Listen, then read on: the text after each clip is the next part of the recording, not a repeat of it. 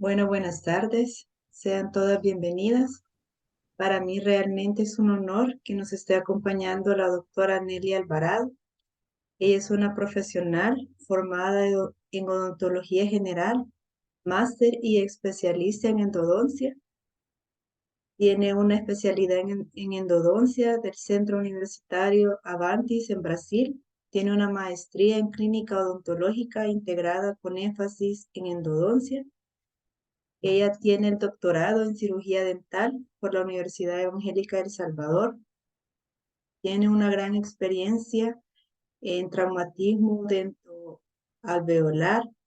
Ha sido monitora de clínicas. Tiene programas en especialización en endodoncia y cariología.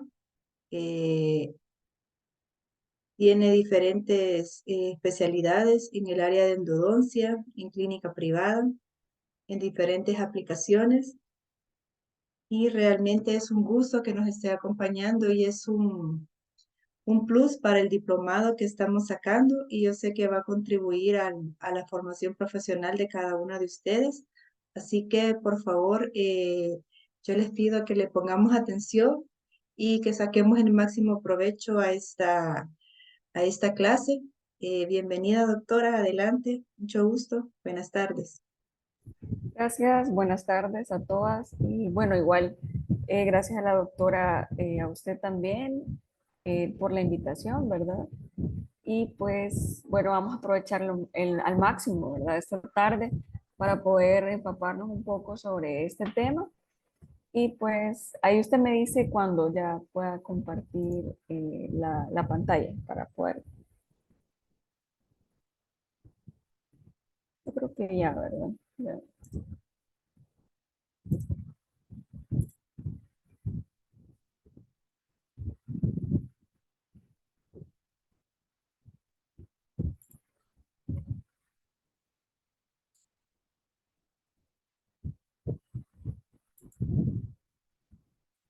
No sé si están logrando, bueno, está logrando ver el, la Sí, presentación. sí, Ujú. se proyecta, doctora. Vale, Sí. ok, vamos a ver. Bueno, este tema, pues, me comentaron, ¿verdad? Es del diplomado de odontopediatría. Pienso que es un tema bastante importante y bastante de actualidad, o sea, en parte que nos desenvolvemos en la clínica diariamente. Yo voy a hablar un poco sobre tratamiento en dientes permanentes jóvenes, ¿verdad? Tratamientos pulpares en estos dientes. Vamos a hablar un poco de biología, ¿verdad? Para entender más a fondo cada uno de los tratamientos que vamos a ir mencionando a medida yo vaya avanzando en la clase. No sé si les parece, si al final dejamos las preguntas, solo las anotamos y al final pues hacemos un espacio, ¿verdad? Para poder preguntar o alguna duda o algo, ¿verdad? Entonces, bueno, vamos a hablar un poco sobre el tratamiento pulpar en dientes permanentes jóvenes. Primero, pues debemos de saber, antes de comenzar, hablar sobre el tratamiento endodóntico en dientes permanentes jóvenes o inmaduros, como comúnmente lo vamos a escuchar. Es importante que nosotros recordemos cómo es el desarrollo de las raíces, ¿verdad? Cómo es la formación de las raíces. El desarrollo de las raíces depende simultáneamente, como bien sabemos, de la vaina epitelial de Herbert y las células de la papila dental, ¿verdad? Estas están conectadas. Cuando se forma la corona del diente y comienza la erupción dentaria, el asa cervical, que es la región constituida tanto por epitelio externo como por epitelio interno, esta estructura va a proliferar apicalmente, ¿verdad? Dando lugar a la vaina epitelial de Herbert, que es la que nos da la formación de nuestras raíces, ¿verdad? Es la que regula la formación de nuestras raíces. Las células de la vaina interna, estas inducen a las células madres mesenquimales en la periferia de la pulpa a formar odontoblastos, que producen la dentina radicular. Y bueno, todo esto, por qué es importante saberlo? ¿Por qué hay que conocer un poco de biología? Porque muchas veces nos enfrentamos a casos de que, bueno, tengo en la clínica algún caso de necrosis en dientes y aún no se han terminado de desarrollar sus raíces. Entonces, ¿qué voy a hacer en esas situaciones? ¿Verdad? Si la pulpa está necrótica, si la pulpa está vital, yo tengo dos caminos, ¿verdad? Tengo dos situaciones clínicas, pero tengo diferentes tratamientos que los vamos a mencionar, ¿verdad? Más adelante. Entonces, bueno, si yo tengo un caso de necrosis y no han terminado de formarse las raíces, las citocinas, quimiosinas inflamatorias impiden esa diferenciación de las células mesenquimales en odontoblastos, obviamente interrumpiendo así la formación de las raíces, ¿verdad? Por eso, pues es importante conocer cronológicamente toda la formación de los dientes permanentes. Vamos a ver acá. Y tenemos, bueno, en dientes permanentes jóvenes, ¿qué conductas vamos a seguir? Bueno, tengo pulpa vital, rizogénesis incompleta, rizogénesis completa o pulpa necrosada, ¿verdad? Tenemos situaciones clínicas diferentes. Y hablando un poco sobre la rizogénesis incompleta, tengo pulpa vital, que quiere decir que es un tratamiento de apexogénesis, o pulpa muerta, apexificación, que me va a inducir el cierre por medio de materiales. Y en la apexogénesis, pues como bien sabemos, es un cierre apical fisiológico en dientes que presentan vitalidad pulpar. Esa es la diferencia. Apexogénesis, perdón, pulpa viva, apexificación, pues la pulpa ya está muerta, ¿verdad? Bueno, entonces, como yo decía al principio, el tratamiento en sí endodóntico en dientes permanentes con ápices incompletamente formados, pues va a tener un objetivo mucho más complejo, pues obviamente este va a buscar el desarrollo completo de nuestras raíces, en caso de pulpa viva, y el cierre del foramen apical en casos de pulpa necrosada, ¿verdad? Y lo que ya habíamos estado mencionando. Vamos a ver acá. En cuanto a la rizogénesis incompletas, pues tengo dientes con vitalidad pulpar que los puedo resolver con recubrimientos pulpares o pulpotomías. Tejido pulpar vivo en la región apical, realizar una pulpotomía cervical, lo vamos a ver también cada uno de los pasos.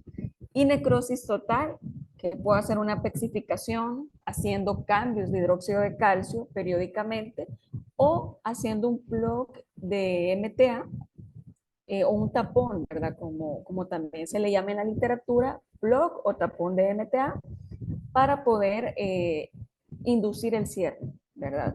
La diferencia, obviamente, que el plug pues es en una cita, el cambio de hidróxido de calcio pues hay que hacerlo periódicamente, llevar controles radiográficos, controles clínicos, y también hay un nuevo, bueno, no nuevo, es un concepto que todavía no está totalmente dentro de la literatura establecido como un protocolo para la Asociación Americana de Endodoncia, porque no hay estudios, obviamente, que puedan respaldar este tipo de tratamientos, que es la revascularización, ¿verdad? Obviamente hay muchos autores que manejan sus protocolos, pero por eso es que no, sí, lo vamos a conocer también, pero en algunos casos sí nos puede dar resultados y en otros casos no, ¿verdad?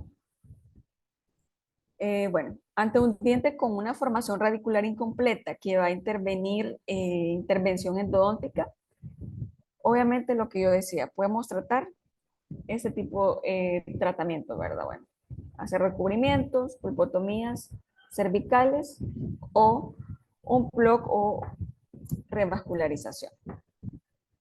Y entonces, bueno, vamos a ver los recubrimientos pulpares. Dentro de las opciones de tratamiento, como yo mencioné, para pulpa vital, una de ellas es el recubrimiento pulpar o protección pulpar, que lo aprendemos, ¿verdad? En nuestros inicios en odontología, pero obviamente es importante que lo recordemos en el punto de que el recubrimiento pulpar se puede clasificar como recubrimiento pulpar indirecto o directo, ¿verdad? Cuando existe una capa delgada de dentina sobre la pulpa dentaria y la protección se realiza con un material de revestimiento sobre esta pulpa, y pues el recubrimiento pulpar, que ya es directo, es donde luego de existir una microexposición, estamos haciendo un tratamiento ya sea operatoria, ¿verdad? La protección se realiza directamente del tejido pulpar a través de la inserción de un material de revestimiento. Vemos la diferencia en las imágenes, ¿verdad? Están representadas acá, movimiento pulpar indirecto y directo, cuando existe una microexposición. Entonces, acá tenemos, bueno, dentro del recubrimiento pulpar indirecto, como hemos representado en la imagen, existe caries, hay dentina afectada y está la pulpa.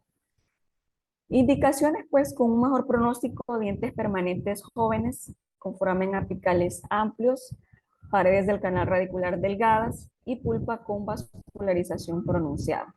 Pacientes más jóvenes con problemas de manejo, ¿verdad? Podemos optar por este tipo de tratamiento.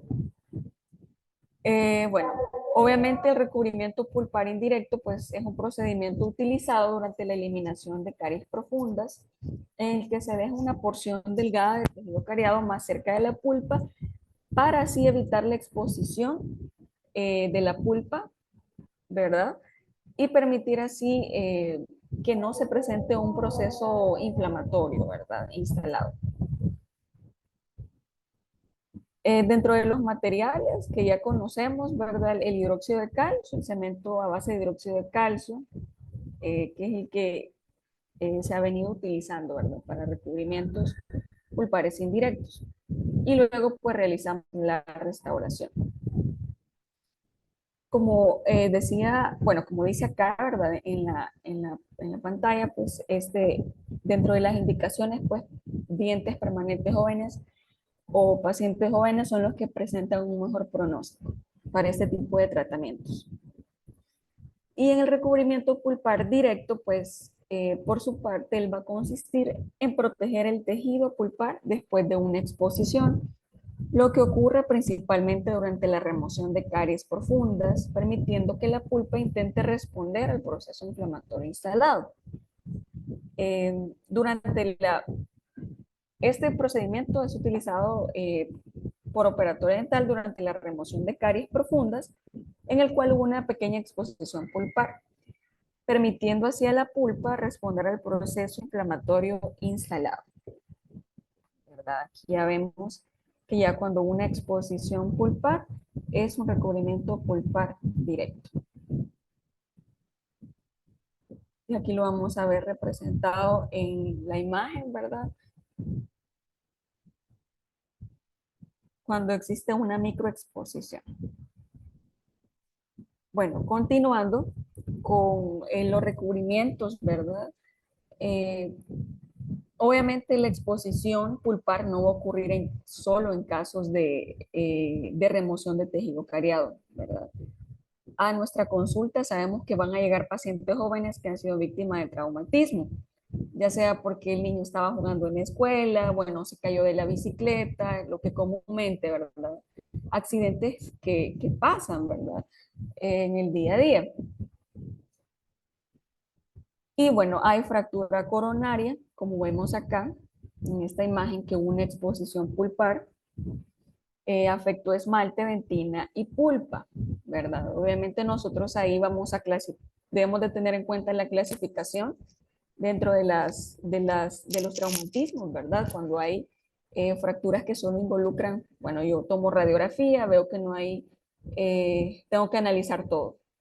Tengo que palpar, tengo que hacer test de vitalidad, ¿verdad? Para descartar y ver también que no haya fractura de tabla ósea, etcétera, ¿verdad? Entonces, aquí tengo una exposición pulpar que obviamente me está involucrando esmalte, dentina y pulpa. Entonces, pues en estos casos se sabe que si se tiene una pulpa expuesta por trauma en un lapso de hasta 24 horas, porque si eso es muy importante, ser muy enfático en eso, de que ese es el tiempo que nosotros tenemos para tratar en casos, ¿verdad? Así, de traumatismo, que sabemos que la pulpa va a responder bien cuando realizamos un recubrimiento pulpar directo, ¿verdad? Luego de este lapso, pues ya existe un extenso infiltrado inflamatorio eh, que ya no va a ser lo ideal, ¿verdad? Ya va a tener un pronóstico obviamente no muy bueno para este tipo de casos. Así que el tiempo transcurrido, pues sabemos que es 24 horas. Ese es el tiempo ideal para realizar un recubrimiento pulpar directo en casos de traumatismo. Y acá, bueno, ¿cuáles son algunas de las contraindicaciones? Porque también es importante conocer eso del recubrimiento pulpar directo, pues cuando vemos que el tejido pulpar es oscuro, hay una coloración vino, tejido pulpar superficial en el local de la exposición es avascular, una coloración pálida, la dentina afectada es blanda, próxima a la exposición principal, y hay fragmentos de dentina deslocados en la pulpa mal vascularizada. Esta es una de las contraindicaciones, parte de las contraindicaciones para que nosotros realicemos un recubrimiento pulpar directo, ¿verdad? Eso está contraindicado, por eso vemos, a diferencia, ¿verdad? Es la pulpa, las primeras horas de la exposición pulpar va a presentar una coloración rojo brillante, que eso nos va a dar a nosotros la pauta, ¿verdad? Para poder realizar un tratamiento de recubrimiento, ¿verdad? Y en sí, bueno, también el concepto de pulpotomía, pues es la amputación de la porción coronaria afectada o infectada de la pulpa, preservando la vitalidad y la función de toda la pulpa radicular remanescente o parte de ella. Así entonces la pulpotomía consiste en amputar nuestra porción coronal de la pulpa, preservando así la función de toda la pulpa radicular remanente. Es decir, pues sabemos que es un tratamiento conservador que tiene como objetivo eliminación de la pulpa coronaria viva, sana e inflamada, manteniendo así nuestra porción radicular. Entonces, bueno, dentro de las indicaciones de la pulpotomía, tenemos pulpitis, exposición pulpar por caries, pulpitis irreversible sintomática, ¿verdad? Aquí hay que ver también la condición socioeconómica del paciente. Sabemos que eso también es importante, ¿verdad? No solamente ver, bueno, sí tengo mis indicaciones clínicas, contraindicaciones. Si el paciente es paciente joven, sabemos de que él no está, no tiene la facilidad para pagar un tratamiento endodóntico, eh, entonces hay que, bueno, hay opciones, ¿verdad? En este caso, pues una pulpotomía, si vemos que cumple con todas las indicaciones para realizarla, pues se ofrece en el plan de tratamiento. La pulpitis, dientes con amplia destrucción coronaria que no necesiten de pinos y trauma dental, exposición accidental. Entonces, así la pulpotomía sabemos que está indicada en situaciones donde tengo exposición pulpar, ya sea por caries, dientes con destrucción coronal extensa y lo que ya mencioné. Pero ciertas características clínicas se consideran favorables para el éxito de las pulpotomías, como yo mencioné, ¿verdad? Y vamos a ver las que son favorables para nuestros pacientes, que las debemos de tener en cuenta. Bueno, debo de tener hemorragia abundante al momento de la remoción de la porción coronaria, sangre con color rojo brillante, remanescente pulpar con consistencia firme y coloración rosada brillante, ¿verdad? Estas son las características clínicas que me van a indicar y me van a decir a mí, bueno, sí es indicado hacer un tratamiento de pulpotomía. También es, bueno, la hemorragia al extirpar la porción coronal de la pulpa, sabemos que es un color bastante intenso, como se ve acá. Todo esto, pues sabemos que es un indicio de que el tejido que quedará allí es tejido sano, que va a ser capaz de recuperarse, ¿verdad? Esto es súper importante que nosotros lo tengamos en cuenta para realizar una pulpotomía. Y bueno, tenemos también dentro de los aspectos generales de la pulpotomía, eh, completa amputación del tejido pulpar afectado, lograr una hemostasia y la medicación. Así que sabemos que independientemente de la técnica que se vaya a utilizar, dependiendo de cada caso, la pulpotomía va a seguir una línea de razonamiento en la que se realiza una amputación completa, seguida de una hemostasia y colocación de un vendaje, obviamente, sobre el resto del tejido pulpar. ¿Qué debo de utilizar para la amputación del tejido pulpar coronario? Fresas esféricas, cucharillas de dentinas afiladas, y para lograr la hemostasia se logra a través de abundante irrigación, ¿verdad? Con solución salinas y una compresión del tejido pulpar remanescente con una bolita de algodón. Si no se logra la hemostasia con solución salinas, podemos usar hipoclorito de sodio y con una, bueno, se logra esperar logramos alcanzar la hemostasia en 10 minutos. Si pasa ese tiempo, pues ya sabemos que este diente no va a estar indicado para pulpotomía, porque la hemostasia pues es uno de los pasos también fundamentales que dentro de la pulpotomía, ¿verdad? Entonces sabemos de que debemos de tener un remanente de raíz con una consistencia firme. Si ha pasado este tiempo, bueno, 10 minutos y no veo que hay hemostasia, bueno, ahí sí el tratamiento ya va por otra situación, ¿verdad? Ya va por otra opción, perdón, de tratamiento. Y cuando hablamos de medicación, pues me refiero a la protección en sí del tejido pulpar remanente con un material que necesita ciertas características idóneas para lograr así el éxito. El material debe ser radiopaco, debe ser biocompatible, no ser tóxico, actuar como una barrera contra los microorganismos, estimular cicatrización de los tejidos y no causar descoloración dental. Dentro de los medicamentos, pues el hidróxido de calcio es nuestro padrón oro, ¿verdad? Es el que hemos venido, bueno, que conocemos desde hace muchos años, desde que estamos en el pregrado. Y el MTA también, que es un material, es mineral trióxido agregado, son los materiales utilizados en pulpotomía. El hidróxido de calcio, pues, él tiene un pH alcalino, siendo un potente agente contra microorganismos. Y este pH alcalino, pues, estimula la producción de dentina terciaria. Sin embargo, pues el uso a largo plazo de hidróxido de calcio se ha asociado con un sellado deficiente y una alta solubilidad a los fluidos orales. Otro material, pues el MTA, ¿verdad? Que tiene aceptable propiedades físicas y químicas, excelente biocompatibilidad.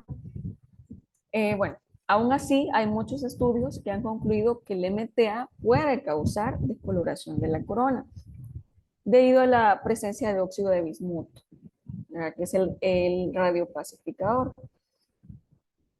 Aunque el material en sí mismo puede causar descoloración, ¿verdad? La presencia de sangre, pues no va a intensificar este fenómeno. Igual, en la actualidad, pues existe ya el MTA blanco, ¿verdad? Aún así, este cuenta con un poco, ¿verdad? En sus componentes de radiopacificador. Y quieras o no, pues ese es una de las contraindicaciones, ¿verdad? Que muchas veces no lo queremos usar por eso, porque puede causar descoloración dentaria.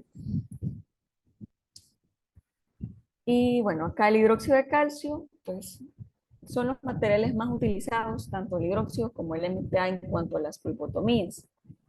Históricamente sabemos que el hidróxido de calcio pues ha jugado un papel muy importante en la evolución de terapias pulpares vitales y ha sido considerado el gold estándar o el estándar durante muchos años. El hidróxido de calcio, pues sabemos que el pH alcalino que es un potente contra microorganismos. Y bueno, hay otras opciones también, ¿verdad? Ahora estamos comenzando a ver estos materiales, pero también existen otros materiales que son no nuevos, sino que en realidad son materiales que que se han comenzado a utilizar, eh, yo creo que hace como unos 5 años aproximadamente, pero son materiales a base, son biocerámicos, que ya los vamos a ver también. Y bueno, otra de las características del MTA, pues, es un material biocompatible, buen sellado, inducción de la formación de tejido duro, baja ocurrencia de reabsorción interna, ¿verdad? Bueno, este estudio es de una revista internacional de endodoncia, es parte de mi grupo de investigación de Brasil. Bueno, aquí está el Departamento de Endodoncia de la Universidad Federal de Uberlândia. Y bueno, acá ellos hicieron un estudio de laboratorio evaluando la viabilidad celular, radiopacidad y la descoloración dentaria inducida por materiales endodónticos degenerativos. Ellos estaban comparando el MTA con otro material, con el biodentin. Y bueno, acá ellos, pues la limitación, ¿verdad? Que vieron, lo que yo mencionaba, el MTA tiene ciertas ventajas, incluido pues su alto costo, el manejo difícil, porque sí, el manejo del MTA es una consistencia que pues con el tiempo uno adopta, ¿verdad? Uno va agarrando esa habilidad para poder mezclar, ¿verdad? Y que la consistencia pues quede bien, para poder colocarlo en los dientes. Tanto el MTA blanco como el gris tienen potencial de descoloración. Eso fue lo que se concluyó en el estudio, porque bueno, tiene potencial de descoloración de la corona dental. El MTA blanco, al oxidarse, incorporar el contenido de hierro en el MTA, y el MTA gris, al disociar el óxido de bismuto en cristales oscuros o superoxidación, cuando entra en contacto con el hipoclorito. Entonces, se evaluó esto, ¿verdad? En este estudio, ellos compararon ambos MTA y se comparó también otro material regenerativo, ¿verdad? Entonces, concluyeron de que sí, ¿verdad? El MTA, pues aunque sea blanco, está asociado siempre a la descoloración dental. Y tenemos otros materiales también a bases de silicatos de calcio, ya sea el Biodentin, el BioCRP. Bueno, la desventaja, pues, probablemente el Biodentin es un material, no sé si ustedes ya lo han utilizado, viene en cápsula, tiene que, tenemos que tener bueno, el fabricante recomienda su propio aparato de mezcla, ¿verdad? Pero también existen amalgamadores, ¿verdad? Que uno puede colocar fácilmente, queda la cápsula, ¿verdad? Yo uso mucho Biodentin y BioCRP. Para mí la diferencia es que, bueno, este material Biodentin, una cápsula, obviamente la vas a utilizar en un paciente y desperdicias mucho material. Es un material muy costoso, a diferencia de este, que ya viene preparado, listo para uso en pasta, ¿verdad? Viene en jeringa y viene en una consistencia de pasta, ¿verdad? Para poder aplicarlo.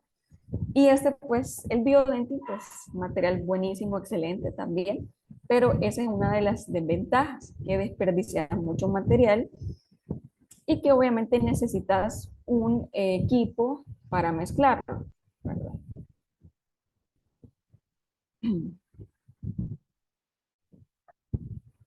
Existen también otros, bueno, hablando, ¿verdad? Siempre de materiales, perdón, bioactivos y biocompatibles, se encuentran muchas tasas de éxito en relación a estos materiales. Como vemos en este estudio, ellos compraron materiales para pulpotomía en dientes permanentes inmaduros. Es una revisión sistemática y metaanálisis, o sea, quiere decir de que en realidad cuando vemos este tipo de revisiones sistemáticas o metaanálisis, es porque los estudios pues ya vienen, ya tienen otros estudios, ¿verdad? Con antecedencia y pues obviamente tienen mucho respaldo científico. O sea, son materiales que sí este, tienen mucho éxito en la clínica, ¿verdad? La diferencia pues del MTA con el Biodentin, la fácil manipulación e inserción. Muy cierto, o sea, ambos materiales, bueno, aquí están los dos, tanto el BioCRP, que es de la casa Angelus, y el Biodentin, que es Septodon, una casa francesa. Eh, Ambos materiales son buenos, muy buenos a diferencia del MTA. He utilizado MTA y como les digo, la manipulación es muy difícil, ¿verdad? A diferencia de esos. La capacidad de sellamiento es diferente, es bastante buena, inducción de formación de la barrera, radiopaco e hidrofílico. Y como vemos acá en el estudio, pues ellos concluyen de que para pulpotomías, en realidad, para dientes con una persogénesis, dientes permanentes inmaduros, pues ha tenido una tasa de éxito alta, ¿verdad? En cuanto a estos materiales.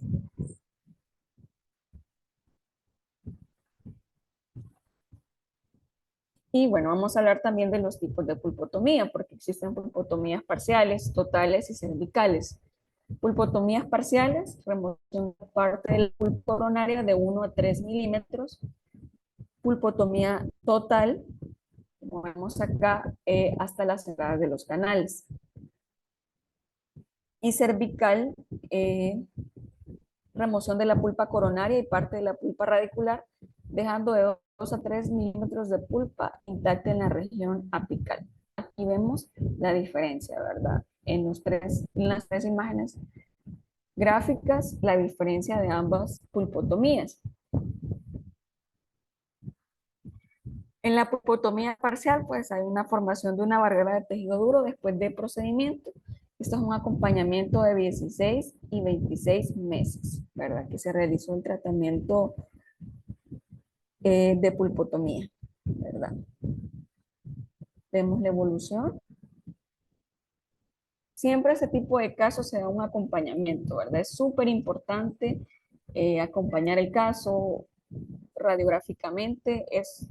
O sea, eso es lo que nos va a dar el éxito de nuestros tratamientos. Y bueno, aquí vemos otro caso, pulpotomía parcial, formación de una barrera de tejido duro 3 meses después del procedimiento.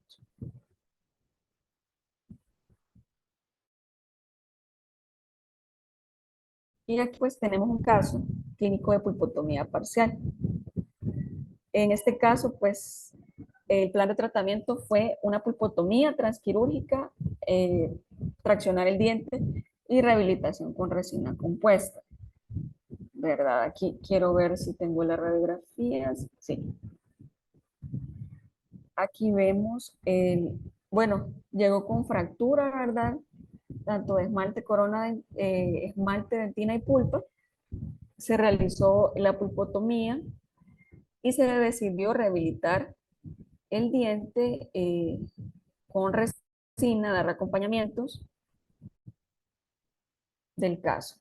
¿Verdad? Esta última radiografía fue con 5 meses que se dio el seguimiento del paciente. Y bueno, se tiene que hacer también, ¿verdad? Como mencioné acá, para que nuestro traccionamiento, ¿verdad? El traccionamiento del diente es importante, hacerlo en este tipo de casos de traumatismos. Y aquí vemos la restauración. Obviamente cambió de color, hay que volverla a rehacer, ¿verdad? La restauración y acompañar el caso. Acompañamiento del caso, vemos que ya hay formación, ¿verdad? De tejido duro. Y aquí vemos otro caso de pulpotomía parcial. Radiografía inicial, radiografía después del tratamiento en el 1-1, control a los 6 meses y control después de los 9 meses. Vemos la evolución de los casos, así, ¿verdad? Lo que yo les decía, eh, radiográficamente, eso es nuestro respaldo, ¿verdad? O sea, las radiografías van a ver la evolución y ver cómo los tejidos periapicales estén sanos, ¿verdad? Dentro de la pulpotomía total, pues tenemos una técnica inmediata que se da en una sesión y la técnica inmediata en 2 sesiones. La técnica inmediata en la primera sesión, bueno, tenemos que tener radiografía inicial, anestesiamos a nuestros pacientes, aislamiento, hacemos una apertura con una fresa esférica, remoción de la pulpa coronal, con cucharillas de dentinas afiladas. Bueno, contenemos nuestra hemorragia, de ahí colocamos el material de protección y la restauración, ¿verdad? Y bueno, dentro de la técnica, esa es la técnica inmediata en una sesión que yo mencionaba. Bueno, luego hacemos la técnica irrigación y aspiración, perdón, abundante con suero fisiológico y secamos la cavidad como una bolita de algodón estéril. Aquí vemos los gráficos, ¿verdad? De la técnica inmediata en una sesión. Sesión única. Este medicamento que yo coloco acá, bueno, ese medicamento, si no me equivoco, ya les digo el compuesto, se me ha escapado el nombre. Se puede colocar en el caso de que hagamos pulpotomías totales, sí, con técnicas inmediatas, porque eso nos va a ayudar a la hemostasia, ¿verdad? Colocamos el otosporín durante 5 minutos. Esas son gotitas que son para los ojos. Pero bueno, eso es decisión, ¿verdad? De cada quien podemos hacerlo con suero fisiológico o solución salinas, lo podemos hacer con hipoclorito de sodio si vemos de que no hay una hemostasia, ¿verdad? Y o si no con esto. Esto en realidad yo lo aprendí en la clínica de trauma, ¿verdad? Podemos utilizarlo y hacemos 5 minutos, nada más, con una bolita de algodón estéril, ¿verdad? Luego colocamos la pasta de hidróxido de calcio, cemento de número de vidrio y la restauración. La técnica inmediata en 2 sesiones. La radiografía inicial, la abertura coronal, con fresa esférica, remoción de la pulpa, con cucharillas de dentinas, irrigamos, aspiramos, secamos nuestra cavidad, lo mismo que hicimos con la técnica inmediata. Y dejamos una restauración provisional, a diferencia de la técnica inmediata, ¿verdad? Aquí entonces la diferencia va a ser que colocamos la medicación con una bolita de algodón de 48 a 72 horas, ¿verdad? Aquí, bueno, aquí dice cabalotosporin, hidrocortisona, sulfato de neomicina y polimixina B. Entonces, se puede colocar la bolita de algodón, lo dejamos 48 a 72 horas, mandamos al paciente y luego lo volvemos a ver. Hacemos todo, ¿verdad? Llega el paciente en la segunda cita, removemos la medicación, irrigamos, aspiramos, secamos la cavidad y colocamos la pasta de hidróxido de calcio, ¿verdad? Más suero fisiológico, inserción de una fina capa de cemento de hidróxido de calcio y restauración con ionómero de vidrio. Luego, pues la restauración con resina compuesta. Esta es la diferencia, ¿verdad? Que en el anterior, pues el medicamento, si no utilizamos eso, pues para contener, para hacer la hemostasia, ya sea con suero fisiológico o con hipoclorito de sodio. Y bueno, en pacientes permanentes jóvenes, el éxito de pulpotomías, pues vemos que es una tasa de éxito bastante alta, de 72 al 99.3, ¿verdad? En pulpas jóvenes, ¿verdad? Dientes permanentes jóvenes. Aquí vemos varios estudios que respaldan, ¿verdad? Que en realidad las pulpotomías sí tienen un buen éxito en ese tipo de casos, ¿verdad? Dientes permanentes. Y bueno, también, ¿por qué es difícil indicar la realización de una pulpotomía? Pues obviamente el diagnóstico nos va a generar muchas dudas, ¿verdad? Vamos a pensar, bueno, ¿será que sí es favorable que yo realice una pulpotomía en este caso o no? El test térmico puede ser confuso, el paciente nos puede decir, muchas veces no nos da, bueno, sí me duele, no me molesta, no, ahorita sí siente, entonces eso pues nos puede generar muchas dudas. Pulpitis agudas irreversibles. La presentación radiográfica es siempre normal, pues las alteraciones periapicales pueden no ser tan obvias, ¿verdad? En pulpitis irreversibles en estados iniciales, pues sabemos de que va a ser un desafío clínico, ¿verdad? Entonces, en este tipo de casos. El control postoperatorio, pues se debe dar de 45 a 60 días.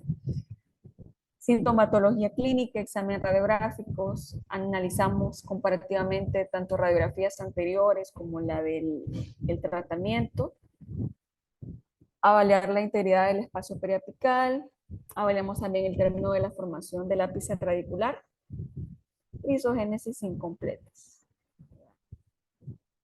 Y entonces, hay factores que van a influenciar el éxito de la terapia de la pulpa vital. ¿Cuáles son? Realizar un control eficaz de la inflamación, remover completamente el tejido pulpar coronario, la medicación adecuada y el sellamiento coronario eficaz durante y después.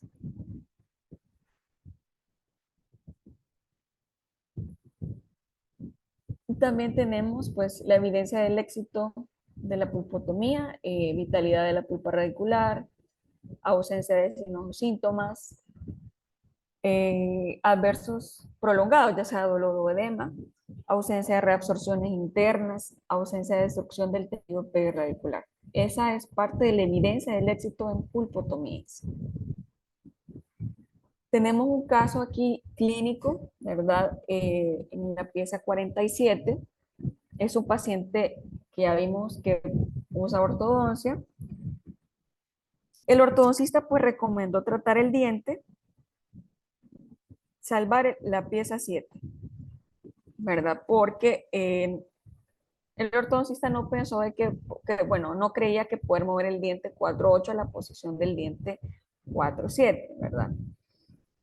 Luego el paciente fue tratado por periodoncista para realizar una gingiviectomía, para poder realizar el tratamiento, para así hacer el acceso del tratamiento. Vemos acá en la radiografía periapical inicial del diente 4.7, mostrando ápices incompletos desarrollados, radiografía de mordida también, que muestra la amplia radiotransparencia en la parte de la pulpa. Tratamiento definitivo, pues a una pulpotomía para lograr la pexogénesis. Vemos acá una fotografía preoperatoria que muestra la superficie oclusal intacta, hemostasia pulpar después de la pulpotomía y remoción completa. Colocamos, en este caso fue MTA en la cámara pulpar. Aquí vemos la secuencia radiográfica. Primero, la radiografía, bueno, antes, posoperatoria, perdón, posoperatoria, seguimiento de 1 año 9 meses, 2 años y el último fue a los 3 años. Entonces vemos, ¿verdad? La diferencia, vemos que hay un cierre radicular completo y eso, o sea, los seguimientos cada año aproximadamente, cada año, bueno, primero comenzamos a los 3, 6, 9, de ahí vamos al año, 2 años, 3 años, hasta que vemos toda la zona periapical, ¿verdad? Completamente cerrada. Y tenemos acá, bueno, también existen alternativas para la inducción de apexificación en dientes necróticos inmaduros. O sea, la apexificación es inducir, ¿verdad? El cierre apical por medio de una barrera. Aquí vemos un diente inmaduro con pulpa necrótica. Tenemos un abordaje tradicional y la técnica de la barrera. La técnica de la barrera apical, pues yo voy a lograr la apexificación por medio de un material que lo puedo hacer en una cita, ¿verdad? A diferencia del abordaje tradicional, pues sabemos de que vamos a hacer cambios de hidróxido de calcio eh, mensuales, primero vamos a hacer semanales, perdón, de ahí mensuales, entonces, hasta ver que ya tenemos un cierre apical. A diferencia del tapón apical, pues es una técnica inmediata, la podemos hacer en una cita. Eso sí requiere de mucha habilidad, ¿verdad? Requiere de habilidad para poder realizarla. Y vamos a ver también cómo logramos esa barrera, ¿verdad? Aquí vemos la barrera apical biológica convencional en la apexificación. Limpiamos, rellenamos el canal con hidróxido de calcio, sustituimos en intervalos mensuales para estimular la formación de una barrera calcificada. Dentro de la barrera artificial con MTA, pues hacemos una limpieza, una desinfección, obturamos con 2 milímetros apicales con MTA, como vemos acá, todo esto gutta percha, y luego acá la restauración, ¿verdad? Entonces, para que este MTA llegue hasta acá, pues es algo de habilidad, ¿verdad? O sea, no lo vamos a lograr tan rápido, ¿verdad? Entonces, porque sí son técnicas bastante complejas. Las dos de cuanto a la barrera apical biológica es que no tenemos un engrosamiento de las paredes, como vemos acá dentro de la barrera apical biológica a la artificial, o sea, nuestras paredes en la artificial quedan tal cual, o sea, solo inducen el cierre, a diferencia de la barrera biológica, ¿verdad? Que sí ya tenemos un engrosamiento de las paredes.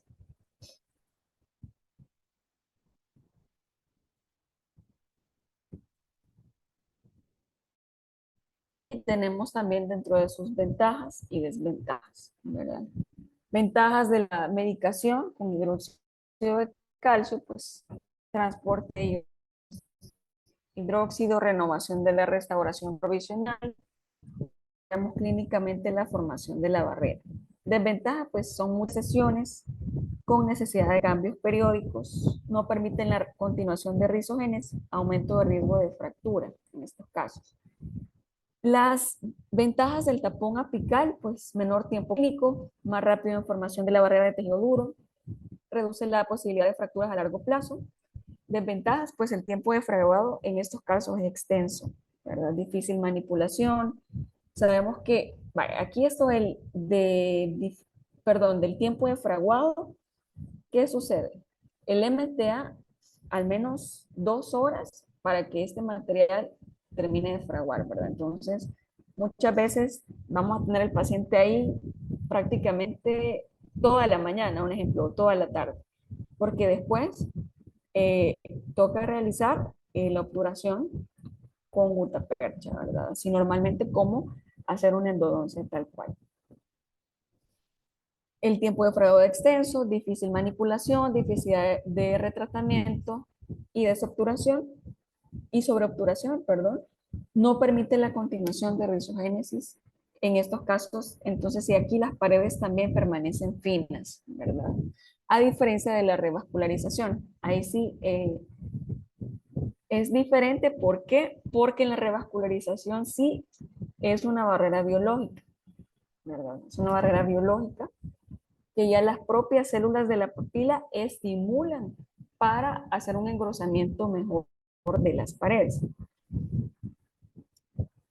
Bueno, aquí en la técnica del tapón apical, lo que yo estaba mencionando, se crea una barrera artificial, ¿verdad? Por medio de un material con bioactividad, reducimos el número de sesiones, aumenta la adhesión al tratamiento, reduce el riesgo de fractura y una cicatrización apical similar al de el hidróxido de calcio.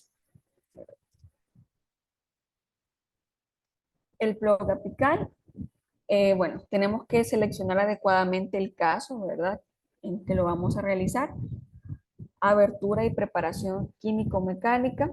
No podemos también, en estos casos del plug, adelgazar mucho las paredes. Por eso no se recomienda hacer demasiada una sobreinstrumentación, porque terminamos adelgazando las paredes que tenemos, ¿verdad? Si ya de por sí están delgadas, con la preparación químico-mecánica, pues las terminamos de adelgazar. Entonces no se recomienda hacer todo el protocolo, ¿verdad?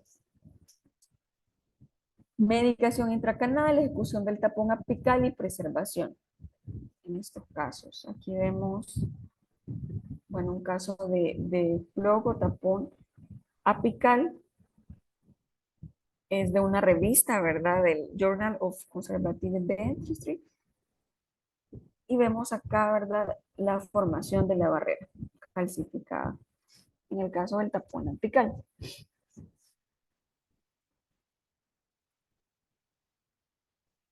Tasa de sobrevivencia un 77 y tasa de éxito del 72, ¿verdad? Entonces, apexificación inducida por cambio de medicación y apexificación inducida por tapón. Vemos que la que tiene, bueno, tasa de sobrevivencia 95 con el tapón y la tasa de éxito en un 68. Vemos acá, ¿verdad? La diferencia y saber en qué situaciones clínicas yo voy a realizar un tapón o un cambio de hidróxido de calcio, cambio de medicación. Bueno, aquí continuando, ¿verdad? Hablando siempre en cuanto a los cambios sucesivos de hidróxido de calcio, formación de la barrera de tejido apical mineralizado y el bloque apical de MTA, pues es en estos casos la barrera mecánica que se crea artificialmente. En ambos casos no hay aumento de la longitud ni anchura radicular, no hay aumento de la espesura de la dentina y pues el diente va a continuar frágil. Y aquí, bueno, continuando, ¿verdad? En uno de los casos, bueno, ¿qué voy a hacer si se me presenta un caso en estas condiciones? Tengo necrosis, paredes delgadas y divergentes, la raíz está corta y está muy fina. Raíz corta, paredes dentinarias muy finas, aspecto cilíndrico o en cono invertido, mayor susceptibilidad a fractura, un pronóstico malo, ¿verdad? O sea, ¿qué voy a hacer en este tipo de situaciones? Obviamente acá un tapón o un plug no me serviría, un cambio de medicación tampoco, ¿no? ¿Verdad? Debemos de saber, debemos de conocer los límites para cada tratamiento. En estos casos, pues es ideal realizar la técnica endodóntica regenerativa o la revascularización. ¿Cuál es, bueno, parte del protocolo, ¿verdad? De la técnica endodóntica regenerativa? Realizamos una instrumentación leve, hacemos irrigación abundante, lo hacemos con hidróxido de calcio, con hipoclorito de sodio. Y bueno, la irrigación obviamente mantener el cuidado, ¿verdad? Porque estamos en una zona que está cerca y podemos extravasar hipoclorito. En estos casos, obviamente, es recomendable por lo menos eh, mantener nuestra aguja con un límite, ¿verdad? Por lo menos dejar 3 a 5 milímetros para que eso no vaya a extravasar. Medicamos, mandamos a nuestro paciente, luego regresa a nuestro paciente, al menos dejamos medicado durante 2 semanas. Remoción de la medicación, irrigamos con EBTA, ¿verdad? Para eliminar la porción orgánica. Y luego vamos a inducir el sangramiento. En estos casos, ¿cómo inducimos el sangramiento? Dentro de las células de la papila, lo vamos a inducir con una lima, ¿verdad? Se induce como que prácticamente llegamos hasta la parte del ápice y uno llega y coloca el lima hasta el fondo y se hace el sangramiento, ¿verdad? Hacemos una promoción del coágulo y en ese momento que ya tenemos nuestro coágulo, vamos a colocar el MTA o biodentin, ¿verdad? Cualquier uno de los materiales bioactivos que hemos venido escuchando, ¿verdad? Y luego hacemos nuestra restauración. Esto es parte del protocolo de la técnica endodóntica regenerativa o revascularización endodóntica. Entonces, bueno, esa es una alternativa a los tratamientos endodónticos convencionales para dientes necrosados con rizogénesis incompleta. ¿Qué es lo que vamos a lograr? Formación de tejido nuevo, conjuntivo, promover continuidad del crecimiento radicular, promover aumento de la espesura de la dentina radicular y permitir el cierre radicular, ¿verdad? permitir que sea restablecida la respuesta inmunológica en el interior del canal. Aquí vemos un ejemplo, revascularización del diente inmaduro, radiografía preoperatoria mostrando la lesión periapical y radiografía posoperatoria del procedimiento con un control de 12 meses. Como vemos acá, los controles sí se van dando, ya sea 3 meses, 6 meses, 9 meses, pero sí los controles radiográficos son muy importantes en este tipo de tratamientos, ya sea pulpotomías, revascularizaciones, ¿verdad? Apexificaciones. ¿Verdad? Es muy importante seguir el protocolo, ¿verdad? Y dar una continuidad en radiografías. En este caso es un caso clínico del diente 3.5. Eso fue en agosto del 2022. El paciente llegó, pues, obviamente vimos, bueno, la pulpa ya estaba necrosada y vemos que podemos realizar una revascularización en este tipo de casos, ¿verdad? En septiembre del 2022 vemos, luego noviembre del 2022 y marzo del 2023. Vemos que prácticamente ya hay un cierre, ¿verdad? De los tejidos periapicales y hay una formación de tejido duro, que es lo que nosotros queremos lograr, ¿verdad?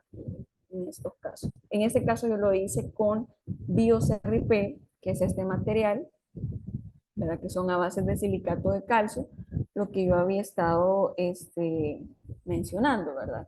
En ese caso en particular, pues yo lo traté con BioCRP. Podemos realizarlo también con Biodentin. Y pues conociendo un poco del biodentin, en realidad este es un sustituto bioactivo de la dentina. Es un polvo a base de silicato tricálcico, tiene solución de cloruro de calcio y excipientes, posee propiedades mecánicas similares a la de la dentina sana y puede sustituirlo tanto a nivel coronario como a nivel radicular, ¿verdad? Es bioactivo, o sea que implica la formación de dentina secundaria y puentes dentinarios, logrando así una cicatrización pulpar. El BioCRP pues, es un cemento reparador biocerámico listo para uso. Además de los beneficios de la formulación biocerámica, pues como inducción de la regeneración tisular, acción bactericida e inhibición de la infiltración bacteriana, presenta una gran ventaja en relación a los cementos tradicionales. Obviamente no exige la manipulación, ¿no?, previa. Simplemente ya viene listo para uso. Y aquí tenemos también una triada de la endodoncia regenerativa, ¿verdad? Continuando. Es súper importante entender la fuente de las células mesenquimales, que son las que me van a dar, obviamente, las células de la papila inducen, ¿verdad? Para la formación, factores de crecimiento, que son liberados, aprisionados en la dentina o liberados por las plaquetas, ¿verdad? Esto es súper importante también tenerlo en cuenta, porque básicamente este es parte fundamental de la endodoncia regenerativa. Dentro de la primera sesión, como yo mencioné en la imagen al inicio, cuando estábamos hablando de endodoncia regenerativa, bueno, primero, pues consentimiento informado es súper importante, ¿verdad? Tenerlo en cuenta. Yo siempre hablo del consentimiento porque esto en realidad sí lo aprendemos en la universidad, pero es bueno también tenerlo en cuenta en nuestras clínicas, ¿verdad?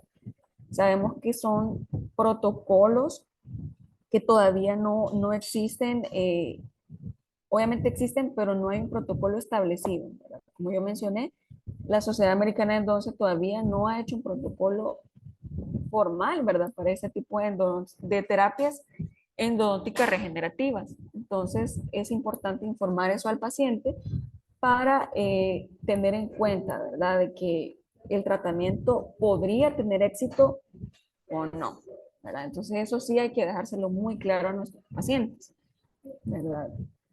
Aislamiento absoluto, determinación de la longitud real de trabajo, irrigamos con hipoclorito de sodio y bueno, lo que yo mencioné, ¿verdad?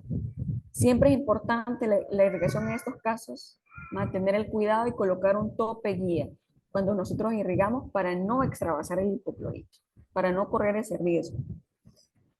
Canales secos con unas puntas absorbentes, aplicamos hidróxido de calcio y restauración provisional. Ya en la segunda cita, pues viene el paciente, aplicamos anestesia sin vasoconstrictor, es importante porque vamos a inducir el sangramiento, ¿verdad?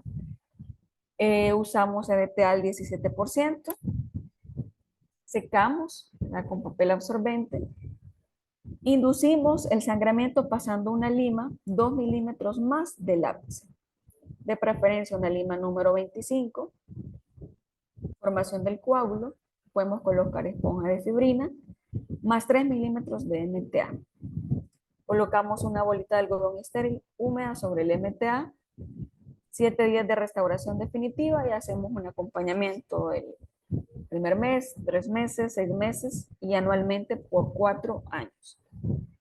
Es súper importante eso que les digo porque así nosotros vamos, tenemos documentado, ¿verdad? Primero tenemos la documentación de ese tipo de tratamientos, ¿verdad? Que sabemos de que sí, nuestro éxito también se basa, obviamente, radiográficamente, es súper, es crucial, es muy importante este tipo de terapias, ¿verdad? Clínicas, de tratamientos clínicos. Entonces, bueno, bueno, es parte de la terapia endodóntica regenerativa. Acá voy a dejar las referencias también, yo se las puedo pasar, incluso de todo, ¿verdad? Tanto de los artículos como de los libros, para que ustedes bueno, los lean, ¿verdad? Más detenidamente. Y acá pues muestro también un poco del trabajo que yo realicé durante 2 años y medio fuera. Yo participaba de la clínica de traumatismo alveolar. Esta clínica pues es reconocida mundialmente porque obviamente aparte de darle un beneficio muy grande al paciente, hay pacientes que llegaban con traumatismos, ya sea automovilísticos, traumatismos graves. Entonces ahí era un conjunto de profesionales, tanto de restaurativa, el profesor Soares, que es súper reconocido internacionalmente, de periodoncia, la profesora Priscila Soares también, y personas tanto de restaurativa, periodoncia, endodoncia, ¿verdad? Que estábamos siempre ahí para poder darle lo mejor. Y pues, bueno, la clínica gana en realidad muchos premios. Este premio fue en el 2019, pero es una clínica que funciona todo el día prácticamente, o sea, todos los viernes son en esta clínica y se da el atendimiento a este tipo de pacientes, ¿verdad? Que ya con traumatismo endoalveolar para poder salvar, ¿verdad? Este tipo de piezas que pues han presentado traumatismos graves o incluso leves, ¿verdad? Entonces es parte de lo que yo aprendí y importante, ¿verdad? Que es mencionar porque quieras o no, es parte de cada uno, o sea, todos tenemos nuestra historia y pues es muy bonito recordar, ¿verdad? Todo este tipo de experiencias que uno vivió. Y acá pues yo les dejo mis contactos. Yo, bueno, tengo una página de Insta, ahí subo mis casos, ¿verdad? Algunas veces cuando queda tiempo. Y también pues está mi correo si tienen alguna duda, si presentan si tienen algún paciente o tienen dudas, ¿verdad? En realizar algún tratamiento, pues yo estoy con gusto, abierta a contestarles, a responderles y ayudarles, ¿verdad? Sobre todo para que podamos darle lo mejor a nuestros pacientes, que es lo más importante. ¿Y qué más? Bueno, yo creo que hasta ahí llega mi presentación. Yo creo que hasta bueno, ya tenemos un poquito más del tiempo. Yo les mencionaba que pues si tenían alguna duda, pues no sé si tienen alguna pregunta, pues podemos responderla.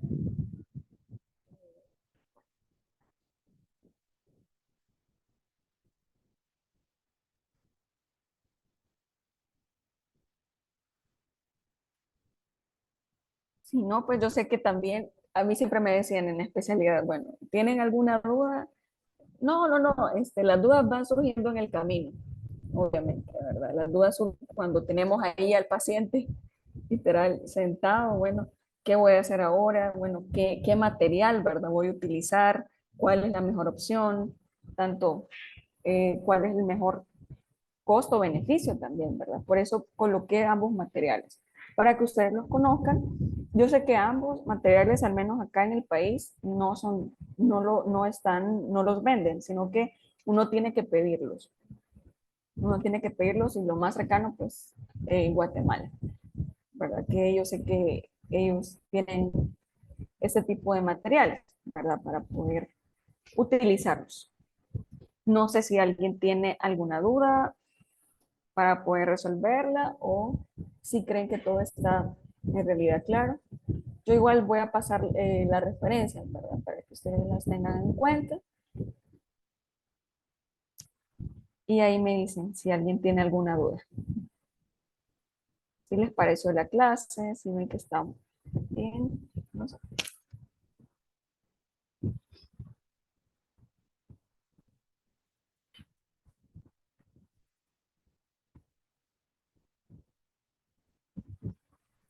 Buenas tardes, doctora. Hola, buenas tardes, Yasmin. Un gusto. Fíjese que tengo una duda con respecto a con lo que dijo de hacerlo como en 2 sesiones, Ajá. porque ahí decía que colocaba el hidróxido de calcio mezclado con suero fisiológico y decía dical, pero ¿es una u otra o va hidróxido de calcio más el dical, ionómero? Ok, ¿eso es en cuanto a las pulpotomías Ajá, sí, a la o en pulpa. el... Ah, ok, a las pulpotomías. Vaya, porque ahí habían técnicas mediata e inmediata, ¿verdad? Ajá, Son dos técnicas. Entonces, ahí la técnica inmediata, pues yo puedo colocar el hidróxido de calcio, ¿verdad? El hidróxido de calcio, yo digo, es el compuesto químico, pero sabemos de que en el mercado tenemos dical, teracal, ¿verdad? Que lo podemos colocar. Entonces, puedo colocar cualquiera de esos materiales. Los más recomendables, ¿verdad? Los que yo utilizo para tener un mejor pronóstico, un mejor éxito en pulpotomías, así yo utilizo Biodentin. O sea, es el material que yo utilizo para pulpotomías, es un material bastante bueno. Claro, o sea, por eso mencioné, porque existen tanto el hidróxido de calcio que tú lo puedes manipular o también los otros materiales, ¿verdad? Entonces ahí es eh, tanto de la técnica mediata y la inmediata, ¿verdad? Que puede ser en una sesión o en 2 sesiones. Ujú. gracias. Bueno,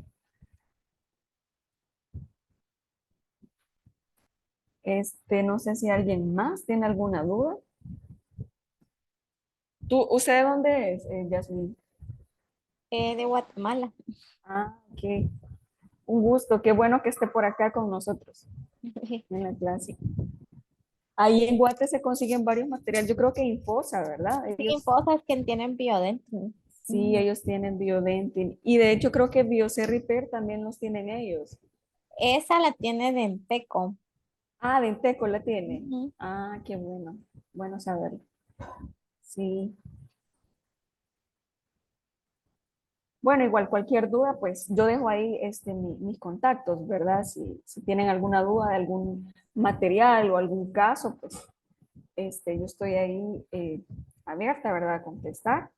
Y la verdad es que ha sido un gusto estar con ustedes. Bonito compartir este tipo de temas que son súper importantes, ¿verdad? Y que sabemos de qué es lo que nosotros vemos a diario en la clínica y así, ¿verdad? Entonces, pues yo creo que si no hay más que agregar, no sé si van a agregar algo más de parte del posgrado.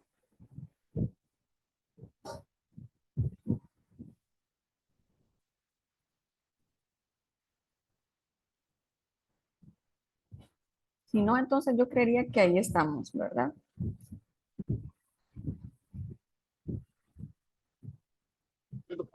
Gracias, doctora. Buenas noches. Gracias, buenas noches. Bueno, entonces, buenas Gracias, noches a doctora. Buenas todas. noches. Bueno, un gusto. Buenas noches.